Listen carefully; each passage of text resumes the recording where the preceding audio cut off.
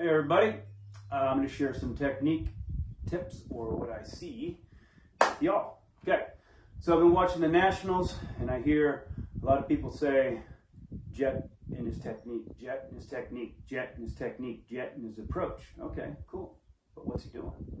What's he doing? Yeah, it works as he's won almost every race and he's a phenom and possibly one of the two people that are coming up that can break some records, because some of those records I don't know if will ever be broken, but that talent can do that. So let's talk about that. So when we look at these other riders and Jett, we see something different.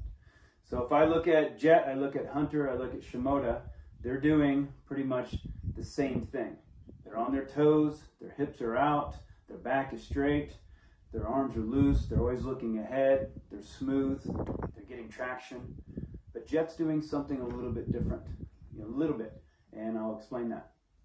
Now the other guys, let's look at, I just watched Southwick, so Kitchen, Cooper, Robinson, other guys, okay? They're riding a little bit more flat-footed. They're riding a little bit more butt-tucked. So when you watch them ride, you're gonna see the bike not stick to the ground like you do Jett. You're gonna see the bike bounce up like you don't see Jett's bike do. You're gonna see the bike go side to side like you don't see Jett's bike do. Sometimes, not a mistake, but this is called motocross. But 95% of the time, that bike is always on the ground going straight, and that's the fastest way to go around a track, is always getting traction and always going the direction you want. Okay, so now let's talk about this. When you look at Jett, you're always going to see him initiate everything at the hips.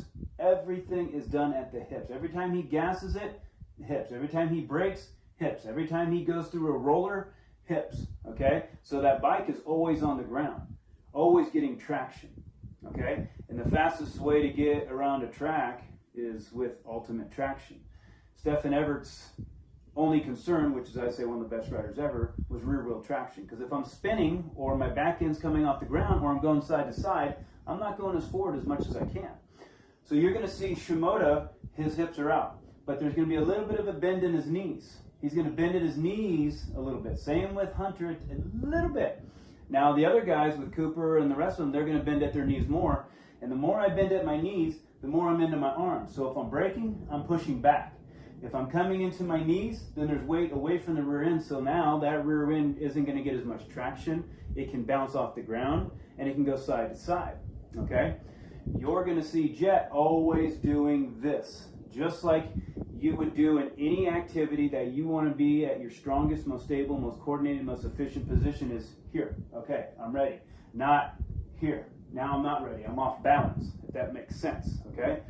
So I have this motorcycle here, and I want to show you just a couple little things of what can happen by when you are in the wrong positions. Okay? These motorcycles are very sensitive to change. 2 clicks, 2 pounds, 2 millimeters, I change the way this bike works, okay? Now, these guys are probably from 140 to 170 pounds on a motorcycle up at this high level. The more weight you put down low, the better the bike handles. The more weight you put up high, the more affected you're gonna be. So when you're up here and in the wrong position, you're gonna affect the way the motorcycle works, okay? A lot of people in the sport are just so concerned about fitness, okay? Well, you need fitness, and that's good because you got to go that 30 minutes. But that's like making the motorcycle fast, but never focusing on its handling. We don't need that. We're just going to make it as fast as we can. Well, that thing's going to be ill handling. So you could have the fitness that Jett has, maybe more, but if you're always making teeny little mistakes and you're always making teeny little bobbles and your technique is causing more energy, it's causing you to use more energy to ride, well then he's going to be faster. So let's look at this. Yeah, buddy, I'm on a motorcycle again. So I'm going to stand straight up and down, kind of in the middle of my feet, so to speak, okay? But what I see some of the riders, like a Cooper, Robertsons, and a few other guys that are top 10, they're riding a little bit more flat-footed. So if I go flat-footed, look what happens to the motorcycle. It goes forward. So now I'm into my arms when I'm braking. I'm into my arms when I go into bumps, jumps, whatever. And there's no weight to that rear wheel. Zero weight to that rear wheel. It's all in the front. So now that rear wheel can go side to side, bounce off the ground like you saw at Southwick. Jett's bike is always on the ground, always manual and everything, allowing his arms to be so loose. It's like the bumps are half as big for him as everybody else. They're bouncing in the corners and they're going side to side down the straightaways. Now, if I'm flat-footed, I went forward. Now I'm going to go to my toes. Go to my toes. Look what happened. All that weight to the rear wheel. The rear wheel is where all the traction, the horsepower, the inertia, everything's coming from. So again, if 2 pounds, 2 clicks, 2 millimeters change this motorcycle, I'm 170 pounds. I just put 170 pounds, probably 4 inches back to the rear wheel. That's crazy, okay? So that's the feet. And where we can make a big difference is not being flat-footed, because if we're flat-footed, we're in the wrong position, we're not balanced, we got to turn our toes out. If we're on our toes, the weight's going to the direction it should be, backwards. My upper body's going forward, okay? And we are now able to be soft, fluid, and flow around the track. If I'm in this position here, I got to kind of, it almost puts me backwards a little bit, so I'm in a constant pull, okay? Now let's go to the hips. If I'm in this position here, right here in this position, and I bend at my knees a little bit, well, I go forward. So now under braking, I'm pushing back. Under acceleration, again, there's not as much traction to that rear wheel. There's not as much weight back to that rear wheel to get that forward momentum. Yes, I'm on my toes. Yes, my hips are out, but my first initial movement was at my knees, and that put me forward. So when you see Jett, his first initial movement is hips. Look how fast I just went back, okay? All that weight is backwards. All that weight is where it should be. Putting the weight into my legs, not into my arms. Putting it into the lower part of my body, not into the higher part of my body. Look how much bigger my legs are than my arms are, okay? So we want to make sure we're like that tree, strong trunk, loose limbs. Well, same thing on a motorcycle. So every bump that he goes through, he's here, he's back here, like this. Not in this position, kind of coming forward a little bit, and that's putting weight more into your arms, okay? Because one of the most important parts to go fast on a motorcycle and flow around a motorcycle is having loose arms, right? Exactly. So these are the couple things that I see. A little bit flat-footed, so that's causing lack of traction, body weight in the wrong position, and then being on your toes, that's putting the weight to the rear wheel and putting the body in the right position. Because if you're flat-footed like this, well, what's the first point of contact from bike to ground? Your wheels. What comes from a wheel? Suspension, softness, movement. If I'm standing on the motorcycle, what's the first point of contact? My feet, right? So what the track is given to the bike and the bike is given to me is met with stiffness if I'm flat-footed. So I'm going to be bouncing around the track a little bit, which you see these guys do on most of the tracks compared to Jett. Jett has this incredible softness to him, this incredible stillness to him, because he's on his toes. When you're on your toes, the first point of contact now from bike to ground, or what the track's given to the bike and the bike's given to you, is now met with softness, okay? So if you watch, to me, the best rider in the world, the fastest rider in the world, which was James Stewart, he had everything perfect, but he rode flat-footed. He rode flat-footed. This is why he had these things that just happened to him. Was he the fastest we've ever seen? Yes, but everybody can be a little bit better.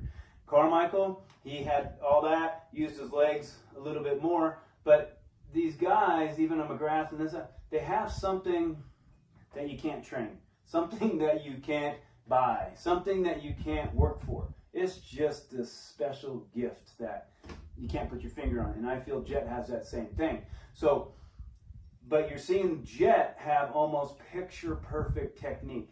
These other guys, you can kind of take maybe a little bit away and fine-tune them a little bit, but with Jett, you can't. It's picture-perfect. The kid really focuses on that. So that's where we want to make sure that we're looking at in that position, because when he's here, he bends at the hips, all that way, and then you see him sit on more of the back of the bike.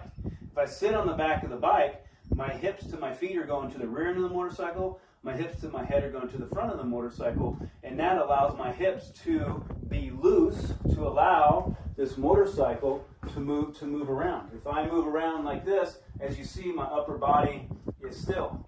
But now if you look at some of the other riders, maybe Kitchens a little bit, Cooper a little bit of a butt tuck. So if my butt is tucked in that bike, now you see my whole upper body and my lower body kind of going at the same direction. There's no separation. Well, the motorcycle has separation to it. So the body has to have separation to it also. And again, so when Jett sits, bam, he's on the back of the motorcycle, upper body's forward, his arms can be loose. But if you look at Cooper, look at Kitchens a little bit, they are sitting here on the motorcycle, but they're tucking their butt. Yes, I'm going backward. It went backwards to the rear wheel, but what I said from hips to feet for the rear end is now going forward. Hips to head is for the front end, now going backwards, and now I'm in a little bit of a constant pull coming out of the corners. And if my arms are tight, I exaggerate everything this motorcycle's doing. These guys can go his speed. They have that speed, but they don't have that speed for the duration that he has. They're not as consistent as he is. So that's the biggest thing. They can go just as fast as them, sometimes hunt them down, but when a guy has won almost every overall, he would have if the bike didn't break, you can't deny it. Okay? You can't deny it. And I'm telling you that from my own experience.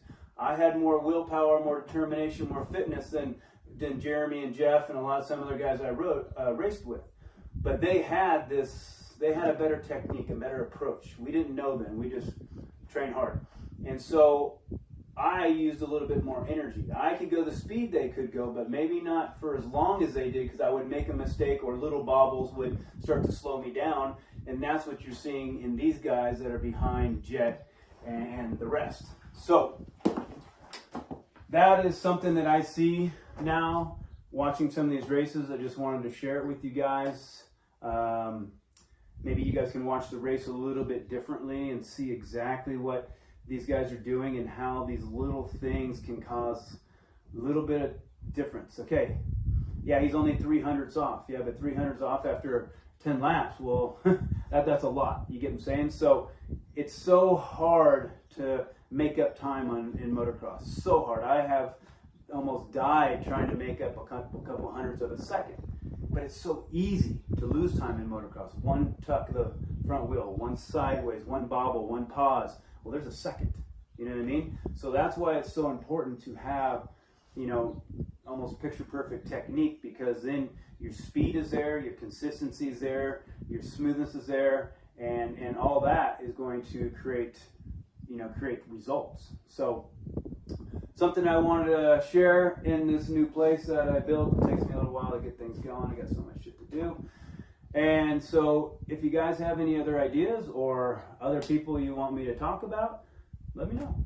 I got nothing else to do. So hopefully you guys enjoyed. Hopefully I explained it to you guys well. And thank you. Have a good day.